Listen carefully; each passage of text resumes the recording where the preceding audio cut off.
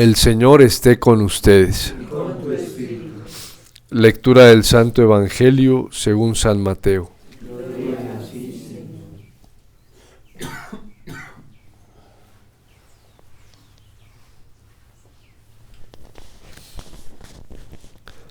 En aquel tiempo dijo Jesús a sus discípulos: Si su justicia no es mayor que la de los escribas y fariseos, no entrarán en el reino de los cielos. Han oído que se dijo a los antiguos: no matarás, y el que mate será reo de juicio. Pero yo les digo, todo el que se deja llevar de la cólera contra su hermano será procesado. Y si uno llama a su hermano imbécil, tendrá que comparecer ante el Sanedrín, y si lo llama necio, merece la condena de la gehenna del fuego. Por tanto, si cuando vas a presentar tu ofrenda sobre el altar, te acuerdas allí mismo de que tu hermano tiene quejas contra ti, deja allí tu ofrenda ante el altar y vete primero a reconciliarte con tu hermano, y entonces vuelve a presentar tu ofrenda. Con el que te pone pleito, procura arreglarte enseguida, mientras van todavía de camino.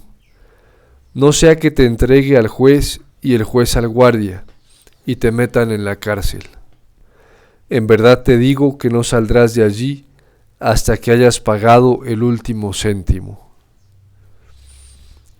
Palabra del Señor.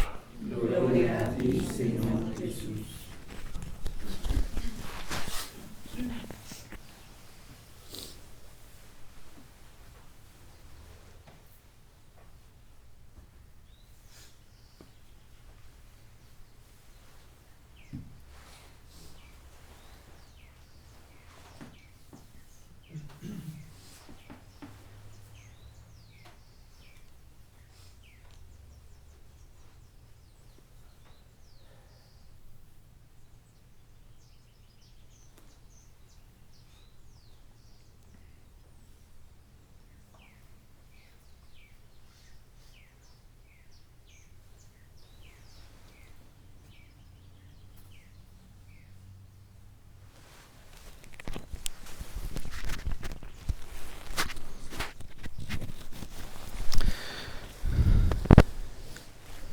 Hay un contexto en el que hoy leemos y escuchamos esta profecía de Ezequiel y es necesario pues encajarla dentro de ese marco en el que se está realizando la misión del profeta Ezequiel. En primer lugar, Dios le encomienda al profeta ir a desenmascarar la actitud del pueblo, su rebeldía y su pecado, y advertirles que vendrá un castigo para ellos. Incluso esto ocurre antes del destierro a Babilonia, en donde sucedieron cosas que el pueblo hebreo, el pueblo elegido de Dios, nunca se llegó a imaginar que ocurrieran. Es más, rechazaron al profeta y a algunos de los profetas verdaderos porque traían una sentencia dolorosa y amarga para el pueblo por su infidelidad.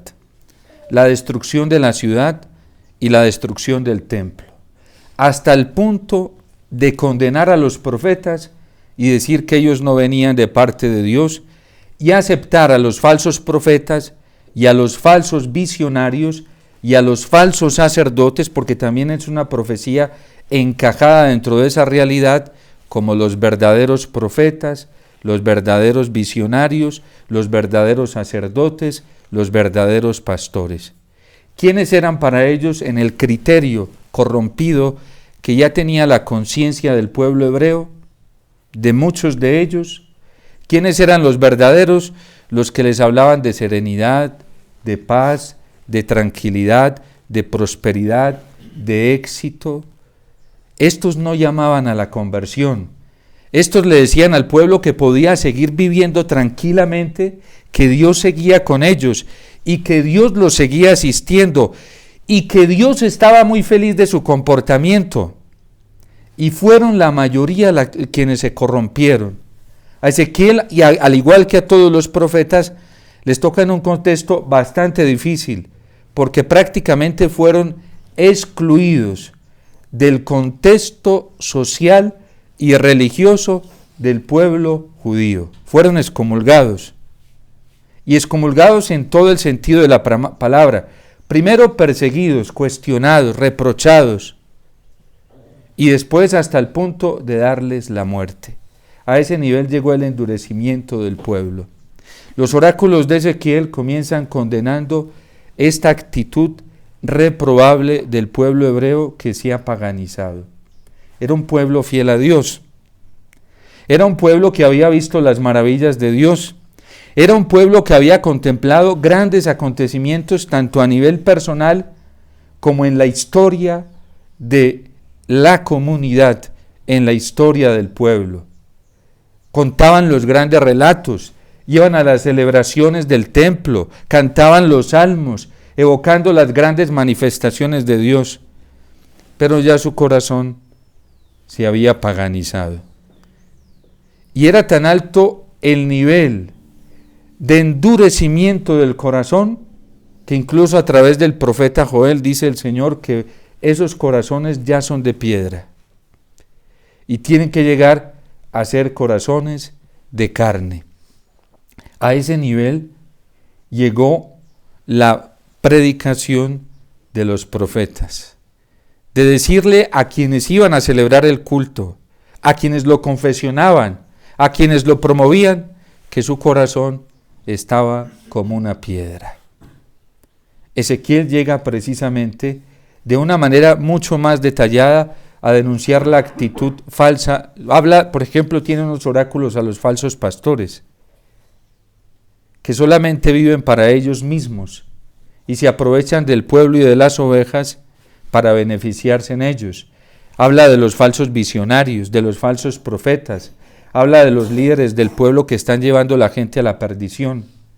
Y hoy nos trae esta profecía tan profunda y tan hermosa en este contexto. ¿Cuál, al fin de cuentas, va a ser el matiz central de Ezequiel? Les dice, pues no hay otra solución más para evitarse toda esta amargura que una conversión real a Dios. Y por eso si el malvado recapacita y si el malvado se convierte de los pecados cometidos, convertirse de los pecados cometidos es dejar totalmente, miren, la iglesia es muy clara, demasiado clara en esto. La iglesia dice, ¿en qué consiste la verdadera conversión? Dejar totalmente el pecado, tomarle aborreción al pecado y fastidio, odio al pecado y un rechazo total y voluntario. Esas dos más una penitencia interior de reparación interior y exterior de reparación, y dice la iglesia, ahí hay conversión. Si no están estas actitudes, todavía no hemos llegado al nivel de conversión cristiana, evangélico, ¿sí? Rechazo total del pecado, rechazo total. Y por eso los santos y los conversos, cuando se convertían a Dios, preferían morir antes que volver a cometer un pecado voluntario. Y de hecho tenemos los mártires que fueron eso. Tenemos mártires que incluso dieron ese paso de la conversión e inmediatamente los mataron, porque prefirieron morir antes que cometer un pecado voluntario. Es decir, una ofensa directa contra los mandamientos de la ley de Dios. Ninguna ofensa contra los 10 mandamientos. Antes morir que eso. Entonces se convierte de los pecados cometidos y observa todos mis preceptos. La verdadera conversión se da cuando el que verdaderamente se convierte ya es fiel a los 10 mandamientos y fiel en su totalidad. En su totalidad, no fraccionado, pues hoy cumplo este sí, este no. No. La verdadera conversión de la que habla la iglesia y se sostiene hoy es esa. Dice, observa todos mis preceptos, no algunos, todos mis preceptos. Padre, yo soy un católico, apostólico y romano.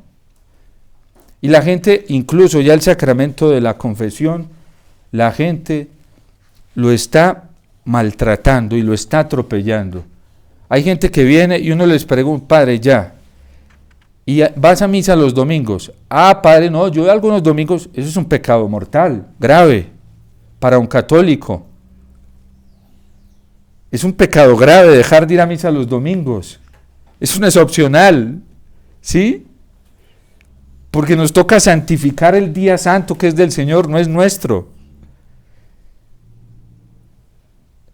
Entonces, todos mis preceptos, practica el derecho y la justicia. Ese que se convierte, esa es la conversión real, ese que hace eso, ciertamente vivirá y no morirá. Qué promesa tan bonita del Señor.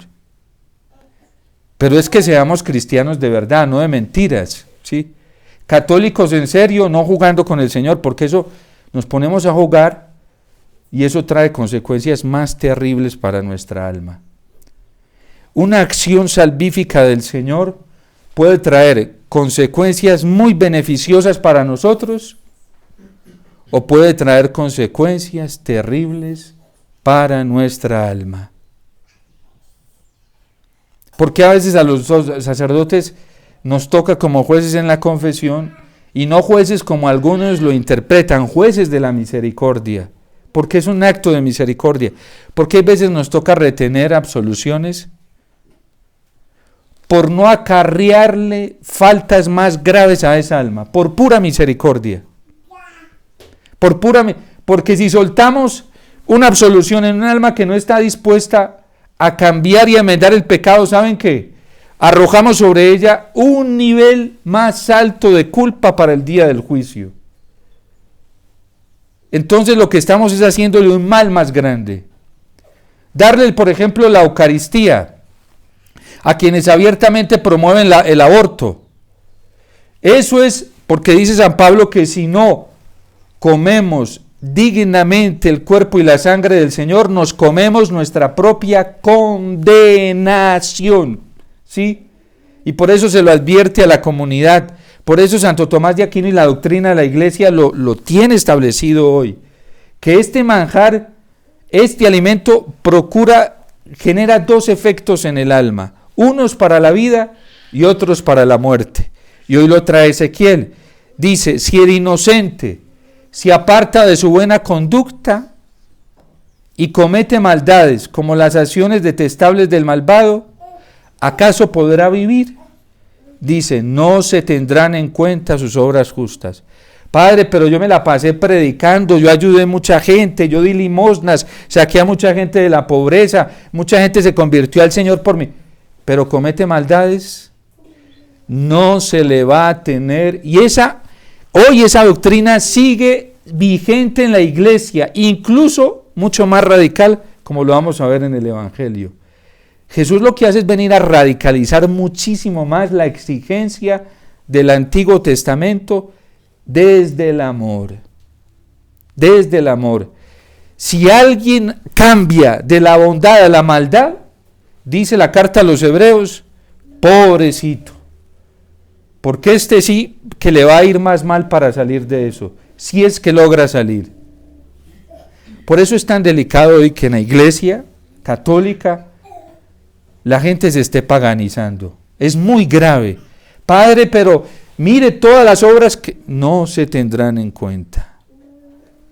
No se tendrán en cuenta. Y eso vayan a la carta a los Hebreos para que vean lo que dice ya en el Nuevo Testamento el autor de la carta. Ay del que apostata, porque eso es pura apostasía.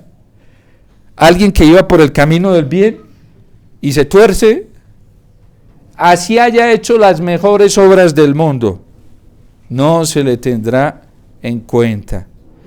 La Iglesia, y hoy precisamente valiéndonos del Evangelio, de esta palabra tan profunda,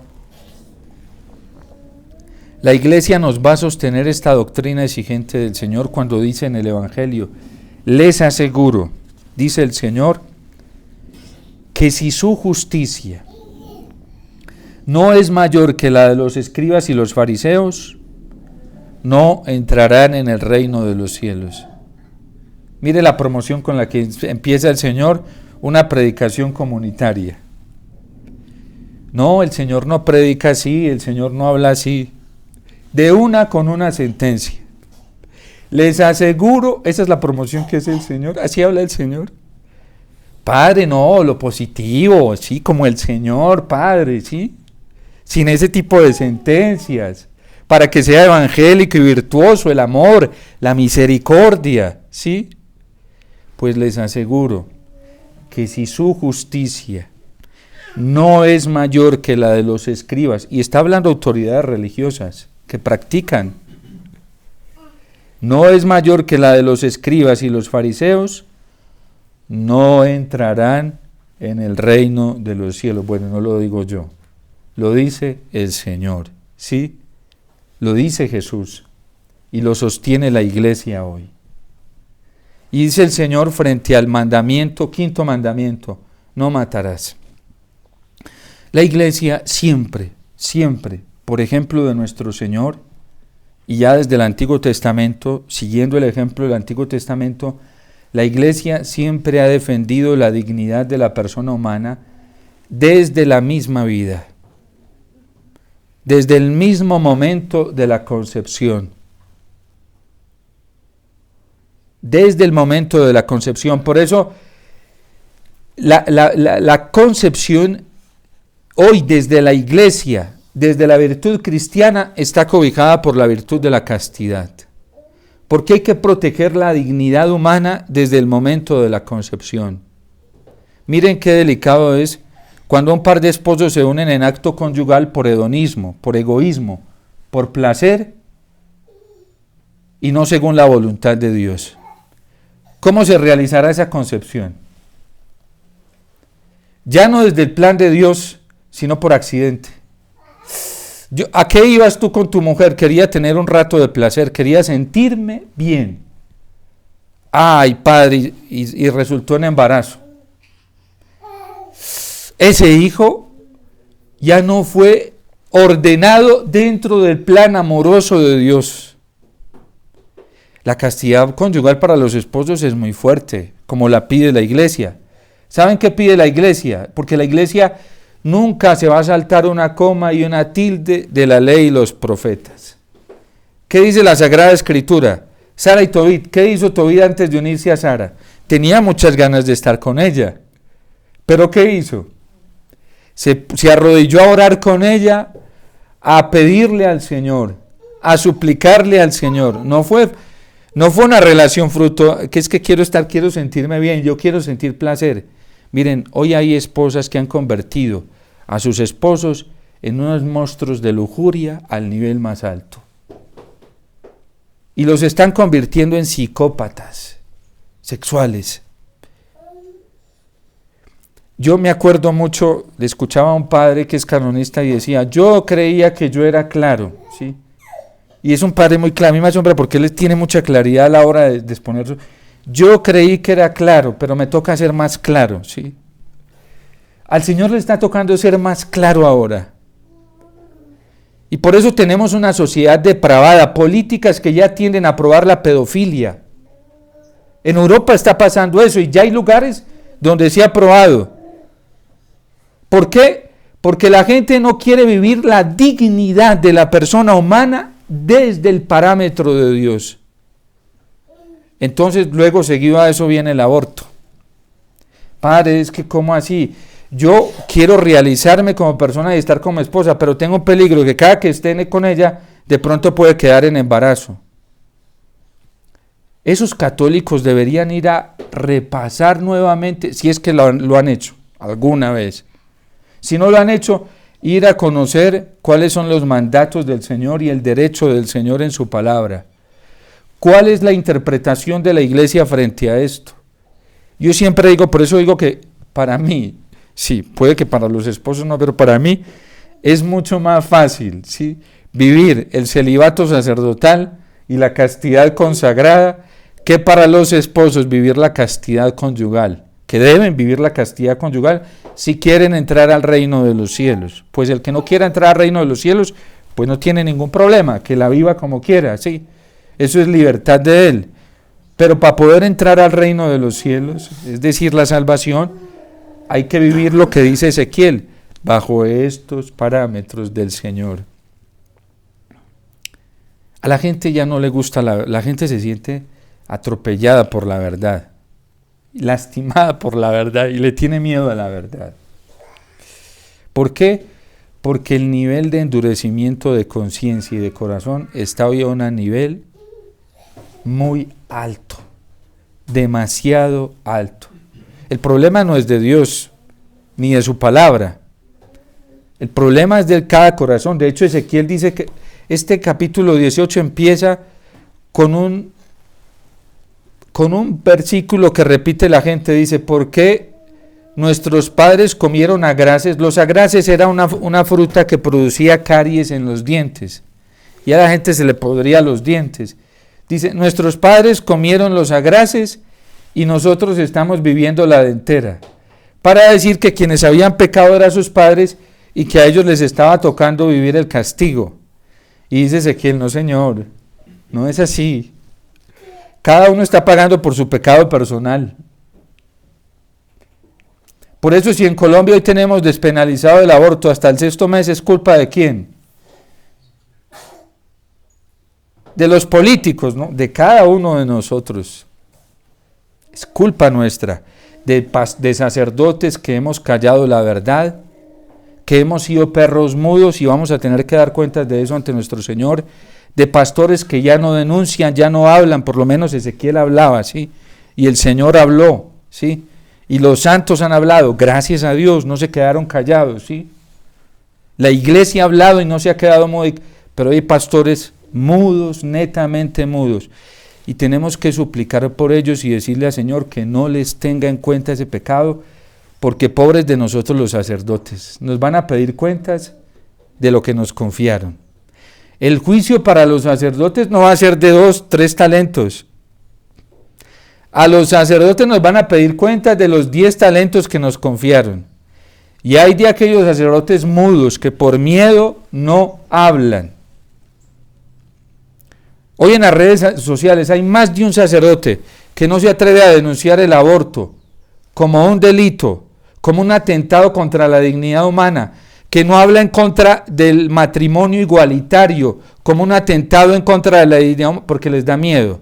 Padre, es que tenemos que evangelizar. ¿Cuál? Si no estás mostrando el evangelio completo, ¿qué clase de evangelización están haciendo? Ninguna, y te estás acomodando más a los criterios del mundo y a las exigencias de esta sociedad y no a las de Dios y las del evangelio. Eso es así, real. Le está obedeciendo. ¿Por qué se calla? Porque le está obedeciendo a los criterios de unas plataformas sociales. ¿Sí? Porque le está obedeciendo a los criterios de una sociedad que está corrompida. Porque le está obedeciendo a los criterios de unos ambientes políticos que están corrompidos. Ese pastor o ese evangelizador no es fiel a Dios. No está siendo fiel al evangelio ni a la iglesia.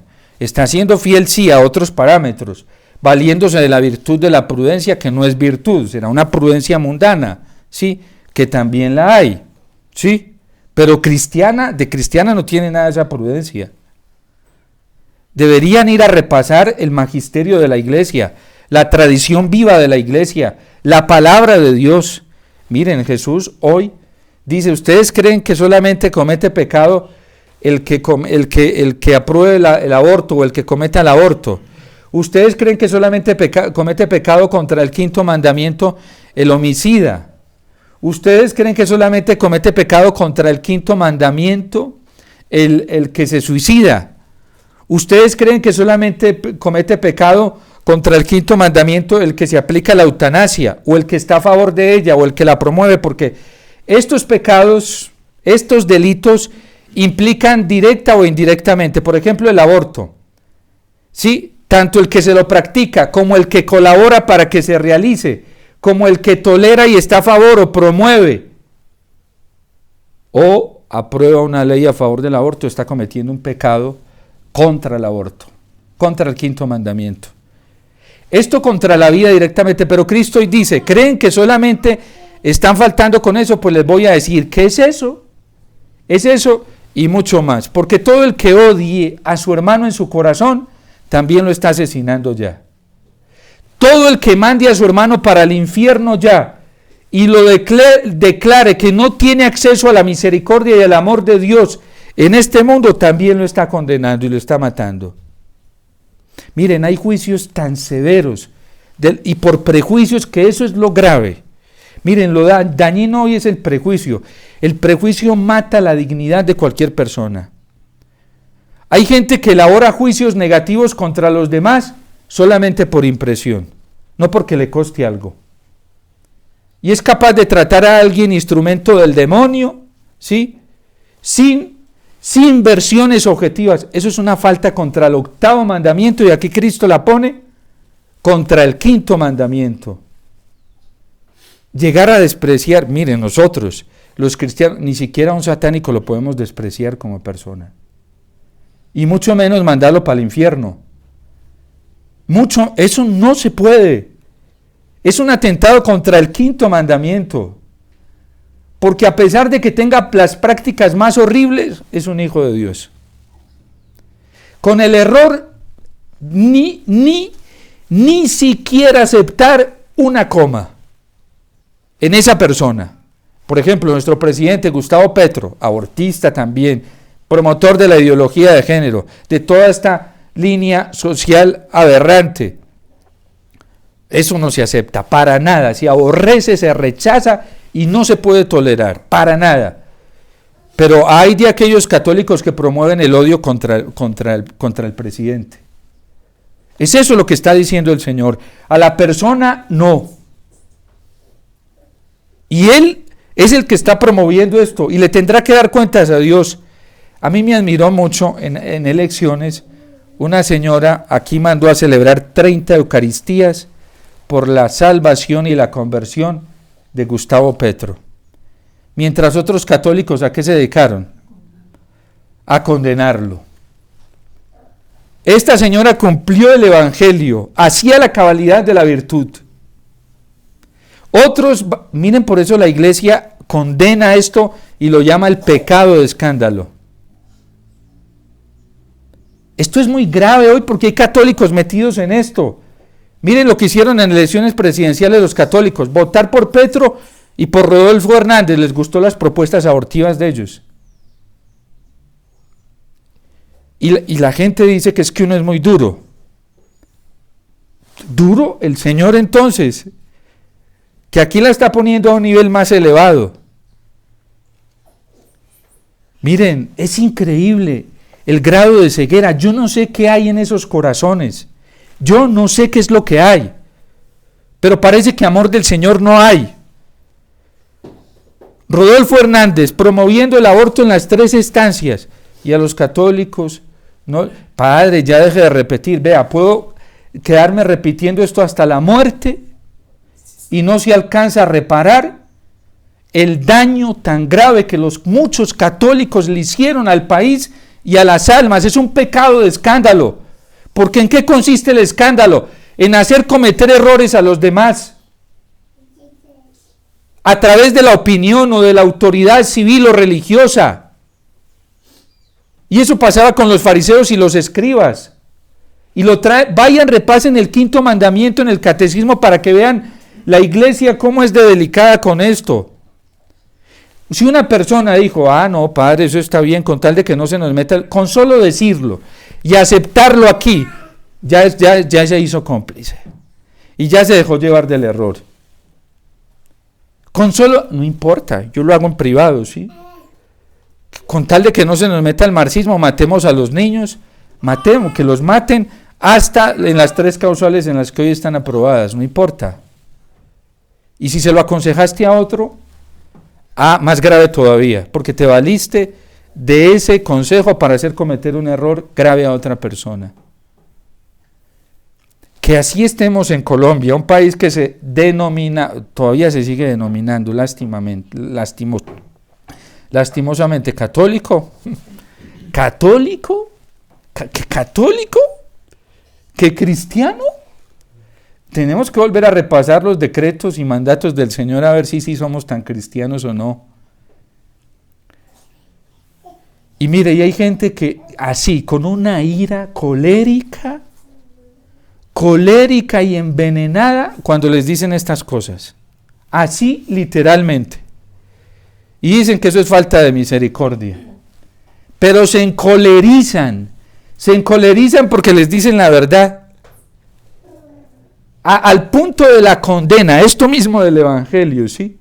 Porque a ese grado llega el cinismo hoy, de muchos cristianos y de muchos católicos en la iglesia. Hay un cinismo desbordante. Cuando una persona tiene la conciencia cauterizada, se vuelve cinista, hipócrita, ¿sí? Y se sabe vestir como de bien sin serlo, ¿sí? Y ustedes ya saben cómo, yo no lo voy a decir acá, pero ya saben todo lo que dice el Señor de la hipocresía en el Evangelio. Y cómo va directamente contra los que la hacen, los fariseos. Jesús no se quedó callado frente a estas cosas, jamás. Menos mal lo tenemos como ejemplo a él. Yo no sé qué clase de Cristo están siguiendo muchos católicos hoy, pero no es el del Evangelio. No es el de la Iglesia Católica. Se inventaron un Cristo y lo están promoviendo y ya le profesan amor a ese Cristo, a ese pseudo Cristo. Es falso, sí. Al anticristo. Y le profesan y lo idolatran y le dan rito y culto. Pero no es el del Evangelio. El del Evangelio es muy exigente. Eso que el amor de Dios no es exigente, eso es muy raro. Muy raro. Muy raro, rarísimo. Porque viene uno al Evangelio y se encuentra con que la exigencia del Señor es alta frente al amor.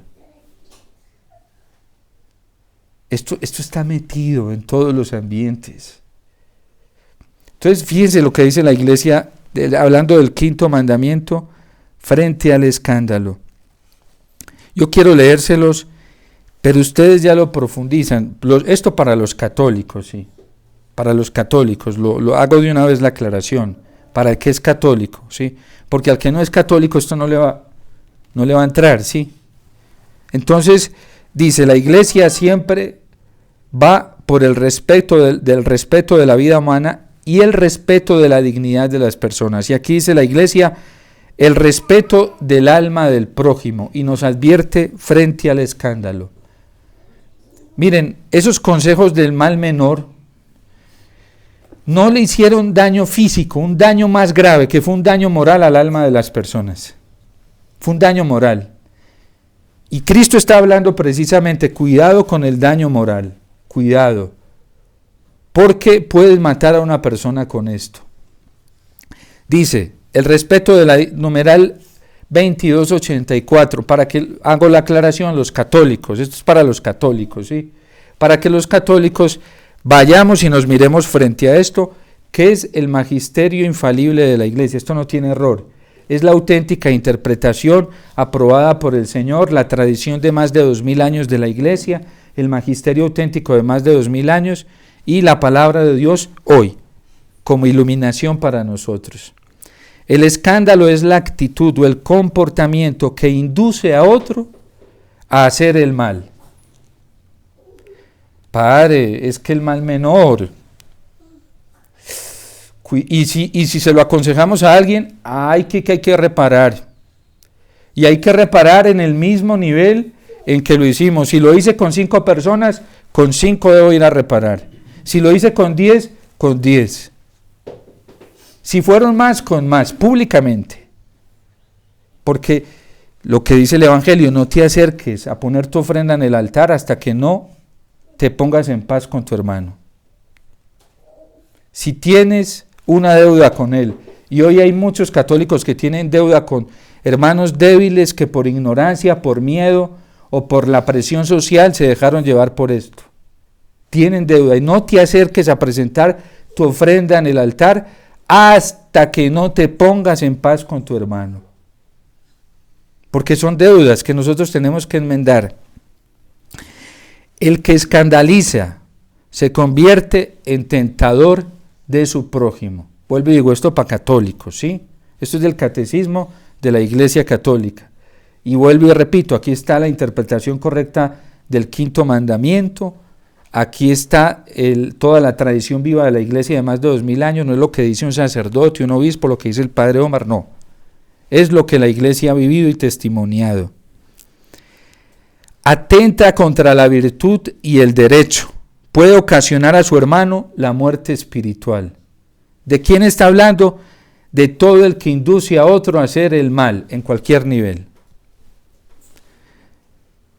El escándalo constituye una falta grave si por acción o omisión, oigan los que nos quedamos callados frente al error, oigan los que nos corresponde la predicación de la palabra de Dios. Una falta grave por omisión, callar la verdad y dejar que nuestros hermanos se hundan en el abismo de la perdición y queden en peligro de condenación. Por omisión arrastra deliberadamente a otro a una falta grave. Uno puede arrastrar a otro o aconsejándole o callándose y dejando que caiga en el abismo. Así es de sencillo en la vida cristiana. No, menos mal, miren, numeral 2284, por favor vayan, verifiquen y no se queden con lo que... Yo aquí lo estoy leyendo textualmente, pero es deber de ustedes para católicos, vuelvo y digo, esto para católicos. Para paganos católicos esto no sirve, ¿sí? Porque hay mucho pagano católico, ¿sí? Esto no le va a servir, a paganos católicos no le sirve. Esto le sirve a católicos, a quienes quieren vivir la fidelidad a la iglesia, a nuestra madre, ¿sí? Porque hoy hay mucho pagano en la iglesia, ¿sí? Que lleva el nombre y el título de católico, pero son paganos reales, ¿sí? El escándalo adquiere una gravedad particular según la autoridad de quienes lo causan o la debilidad de quienes lo padecen. Mire, hay gente que ya se está confesando. A mí me impacta cómo está llegando la gente al confesionario con este tema del mal menor. Y llega la gente humilde, padre, no sabía. Padre, se aprovecharon de mi ignorancia y yo me dejé llevar y yo tuve el error, padre, y vienen y se acusan. Yo cometí ese pecado y vengo a... Si ustedes vieran lo que hace el Señor con esas personas, cómo las levanta de nuevo y les devuelve la vida, lo de Ezequiel hoy. No se queda, no, es que la culpa fue de allá que me... No, padre, yo fallé. Yo les pregunto, ¿induciste a otros? Sí, padre. Bueno, te vas a ir a decirle a esas personas que tú cometiste un error, que pecaste, sí, y que quieres reparar, que te perdone, sí. Y yo les doy los numerales del catecismo para que vayan. Y a quien te indujo, tienes el deber de ir a decírselo. Porque si por omisión tú te quedas callado, ¿qué pasa? También dice Ezequiel, sobre ti va a incurrir esa culpa. Así es de sencillo.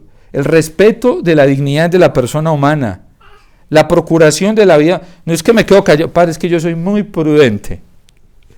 ¿Prudente? Lo que estás es pecando por omisión, callando cobardemente, ¿sí? Para no meterte en problemas y que tu hermano se pierda y se condene. No.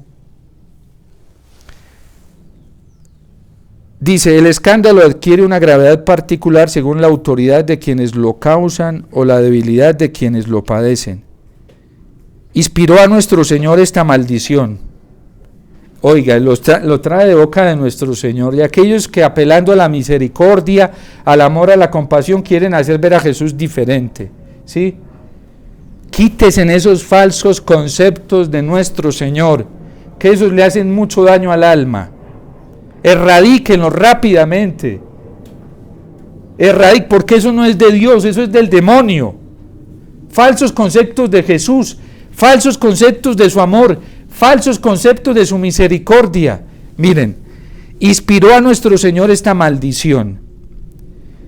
Al que escandalice a uno de estos pequeños que creen en mí, más le vale que le cuelguen al cuello una de esas piedras de molino que mueven los asnos y le hundan en lo profundo del mar. Y les doy las citas bíblicas, Mateo 18:6, para que vean cómo habla el Señor, ¿sí? Este es Jesús de Nazaret, ¿sí? La fuente de nuestra vida cristiana, de nuestra fe, de nuestra esperanza y de nuestro amor. Primera de Corintios 8, del 10 al 13, San Pablo también. Y si quieren algo más actual, Benedicto XVI en el 2018 escribió un artículo hablando de las causas que estaban generando los abusos a menores y tomó este texto para decir de esos pecados de escándalo, de quienes cometen esos pecados de escándalo, que más les valdría que los arrojaran más actual, Benedicto XVI. Aquellos que les gusta el Papa Benedicto XVI dicen que fue un santo, vayan pues, ¿sí? Alguien me decía, de unas personas que admira mucho, les decía, ustedes como viven tan admirable su vida, ustedes son un testimonio, y les dicen estas personas, ¿sabe qué? Es que muchos nos admiran, la forma como vivimos nuestra vida cristiana, pero muy pocos nos siguen. Hoy muchos admiran a Benedicto XVI, muchos, pero muy pocos lo siguen.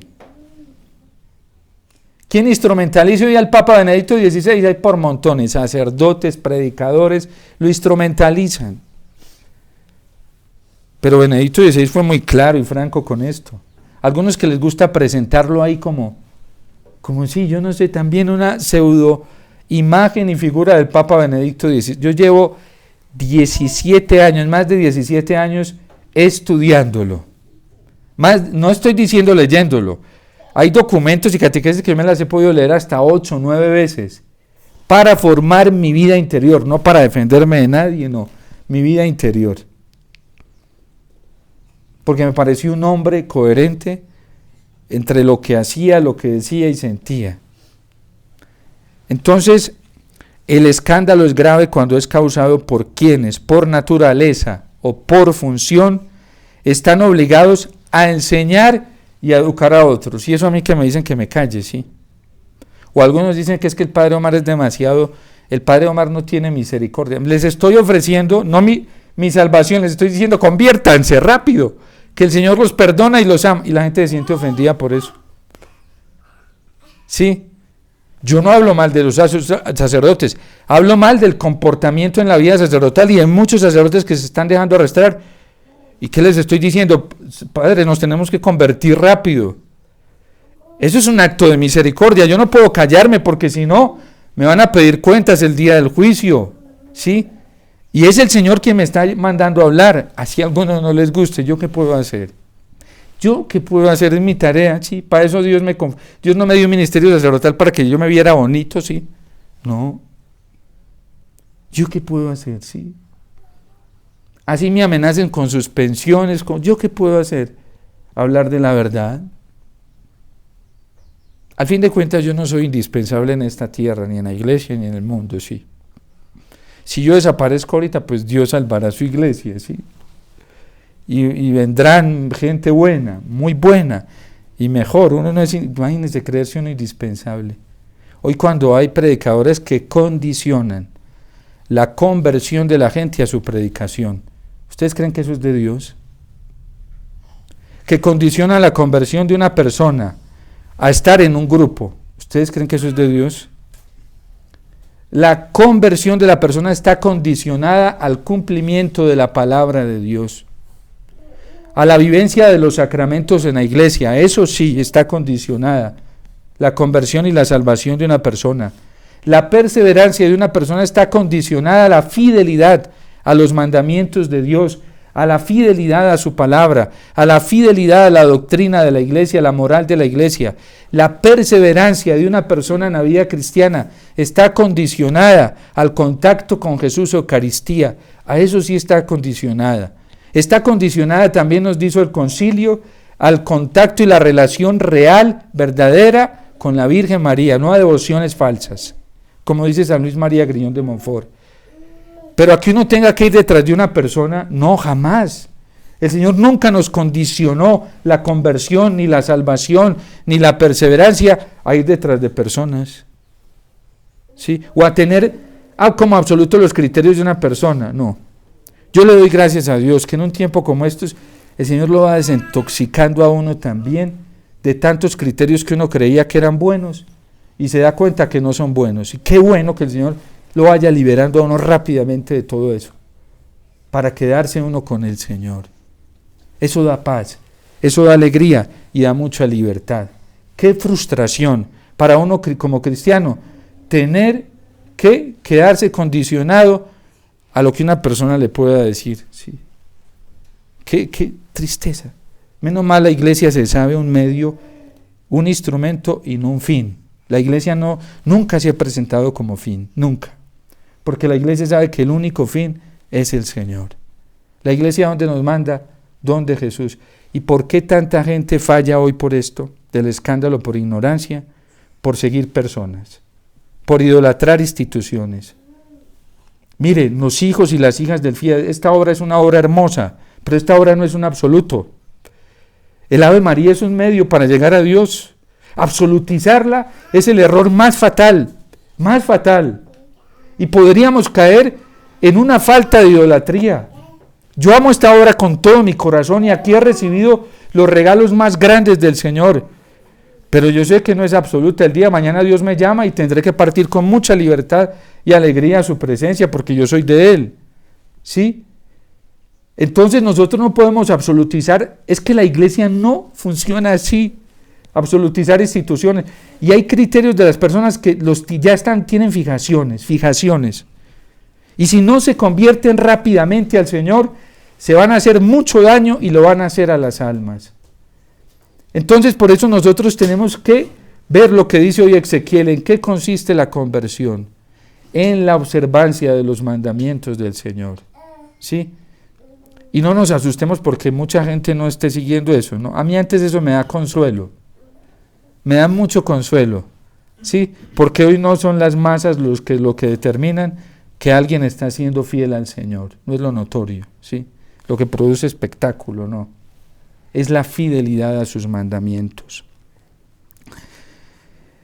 Jesús, en efecto, los reprocha a los escribas y fariseos, los compara a lobos disfrazados de corderos.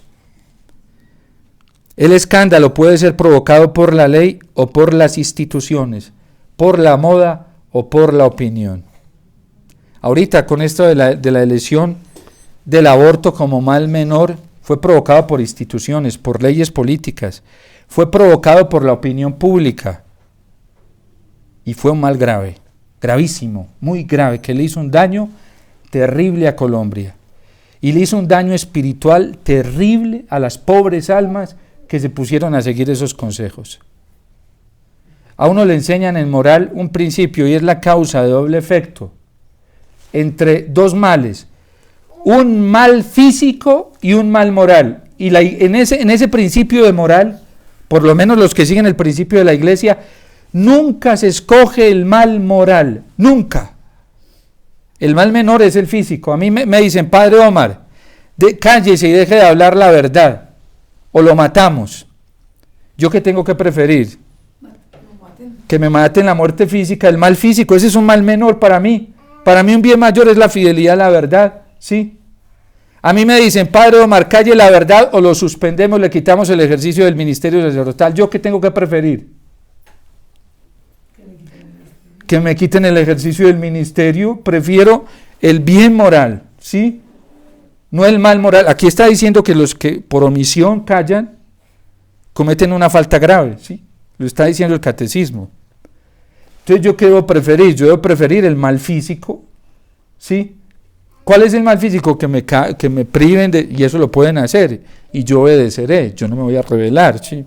Al fin de cuentas, yo prefiero quedarme con el bien moral, que es el Señor, ¿sí? Y con su respaldo, que con el respaldo físico de la opinión, de la alabanza humana, ¿sí? A mí me dicen, Padre, venga a este lugar a predicar, pero no vaya a hablar de esto, y yo sé que es la verdad. ¿Yo qué prefiero? ¿O no lo volvemos a invitar a predicar? Que no me vuelvan a invitar a predicar, no importa, yo prefiero el bien moral, no el mal moral. Y me ha pasado muchas veces, mire, yo muchas veces he ido a predicar a lugares donde vienen los encargados y me hablan al oído, Padre, ve, hable de esto, y yo por dentro me río. Y yo me voy, si supieran, yo ni siquiera yo sé qué va a hablar el Señor, ¿sí?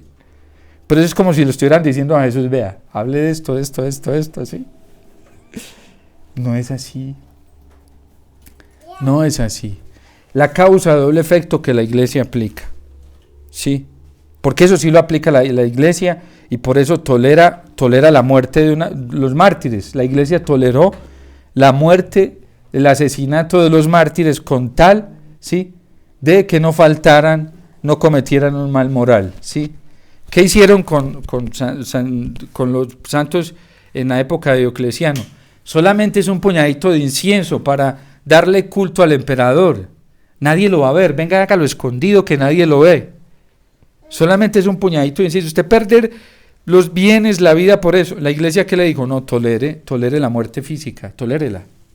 Tolere ese mal menor que es la muerte física, tolérelo, pero no vaya a cometer un mal moral.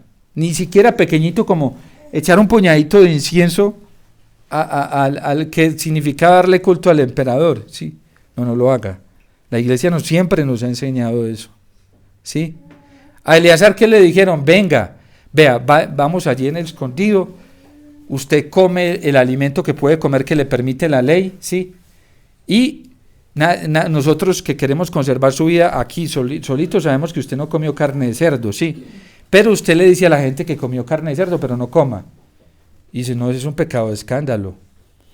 Miren, esos que utilizaron que el carnet de la vacunación falso dentro de la Iglesia, ¿eso qué es?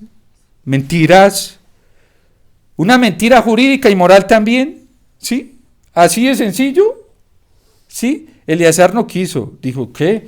¿Qué van a pensar de mí los jóvenes después? Dicen que Eleazar se pervirtió al final de su vida. Miren cómo estamos hoy en la Iglesia.